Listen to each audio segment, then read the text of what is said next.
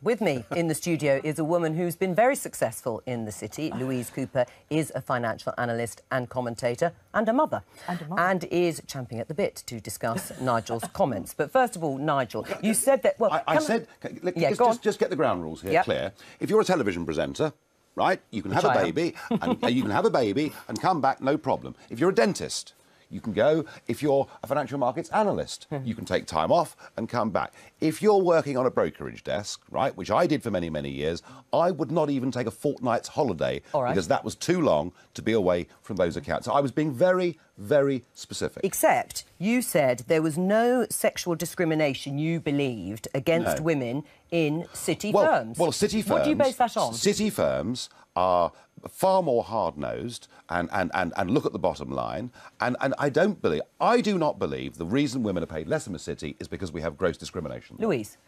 You know, I try hard not to lose my temper on air, and I really try hard not to insult people on air. Don't hold back. But I'm sorry, Mr Farage, for you, I'm going to make an exception. Because what you are saying is laughable. Is it? You are talking out of your bottom. So why are women paid less, Let Louise put the case. And for all the working mothers out there who are battling day to day, and I know lots of them in the city, but not just in the city, but elsewhere as well, who are discriminated against, who are paid less than their male colleagues, who are looked over for promotion, I say on behalf of them, shame on you. And I say double shame on you because you actually have daughters. What kind of example are you setting to your daughters by saying what you said? So are you saying that the banks and brokerage houses in the City of London are openly and clearly discriminating against women today? Openly and clearly is difficult, but they are discriminatory. The point you make about maternity leave, OK? You say the word maternity leave, women go away for 2 or 3 years. I had a child, I had 4 months maternity leave. You know, the maximum you can take is 12. So why this, women go away for 3 years? So that's the first comment, maternity leave. Yep. Gardening leave. OK, so let me just explain what gardening leave. In the city, if you leave your firm, you can't start to work anywhere else for at least 3 months, very minimum. Most firms have 6, 12, 18 months of gardening leave, OK? So that costs the firm, because you leave on day one with your black bean bag, that costs the firm that you were hired with, and the new firm are willing to wait 6, 12, 18 months for you to turn up. So if it was so important for you to be there every second of the day and not have 3 months maternity leave, why does the whole city run on the let's poach other staff? Because clearly, and even more in the brokerage industry, there is a lot of gardening leave, and people and brokerage firms are willing to pay many millions to guarantee someone who will arrive in 6, 12, 18 months' time, which is far longer than maternity leave. So don't give me maternity leave. I say gardening leave back to you. And no one talks about that for discrimination against men. Well, the reason gardening leave was put in place is because people know that actually any time away from accounts brings in and increases the level of risk. So that's the very reason gardening leave was introduced. Look, when I ran a brokerage company, I had a guy came to me one morning and said, Nigel, I'm resigning.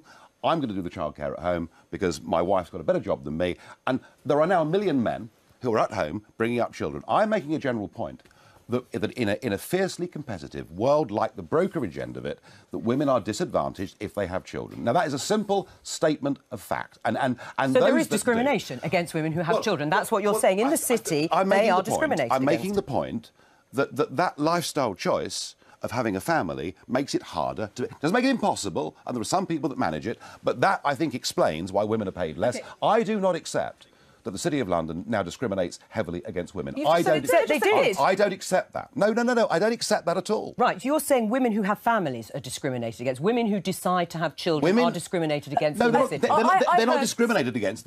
In a bottom-line business, they make it harder for themselves. It's simply a statement of fact. Well, except Louise isn't the only person who's been screaming, metaphorically or literally. Ruby McGregor-Smith, Chief Executive of Mai Tai, Anne Richards, Chief Investment Officer of Aberdeen Asset Management, Lindsay Ricks, MD of Santander Wealth Management. They all have children. They're at the top of their game. It can be done. There aren't many. They're discriminated against. So Janet Yellen became boss of the Federal Reserve, possibly the most powerful job. She's got kids. When she became head of the Federal Reserve, I wrote a piece about it and said, these are, in my view, the 10 most influential financial women in the world. I read that. 8 of them have kids. It is laughable. You know, one of them is the head of one of the most successful hedge fund businesses in the world. Hedge funds do their, spend 20 hours a day at work. One was private equity. One was, Reinhardt and Rogoff. One of those women. Christine Lagarde. Christine Lagarde at the IMF. It is laughable that because a person has a wound, they can't do a job. To their companies? We have to make a decision here, don't we? Women are paid 30% less than men in the city. Why is that? And I'm suggesting it's because they make different lifestyle choices. And whilst there are some women who want to have families... Is that right, though, Nigel? Is that right? Yes. It may not be right.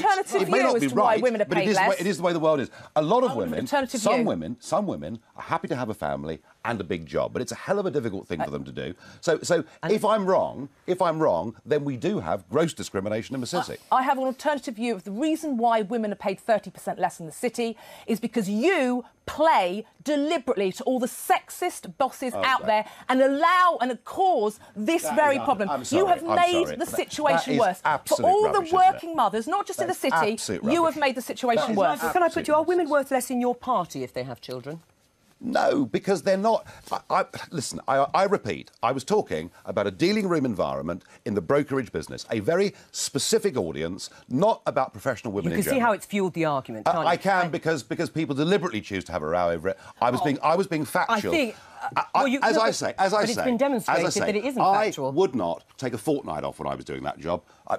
No more than a week. One thing I will say to you, Louise, about women in the city, they earn, relative to many other industries, a lot of money. They can afford to pay for that childcare without losing the majority of their salary. I put to you, in general, that can be a big problem. Well, exactly, and that is, so, again, when I said shame on you, Mr Farage, I say shame on you for all the daughters out there who are trying for a career in the future and for all the women who want to work but because childcare is so damned expensive in this country, cannot work but want to, you're making their situation worse. I'm not talking about 99% of the jobs market in this country. I was talking about one specific area.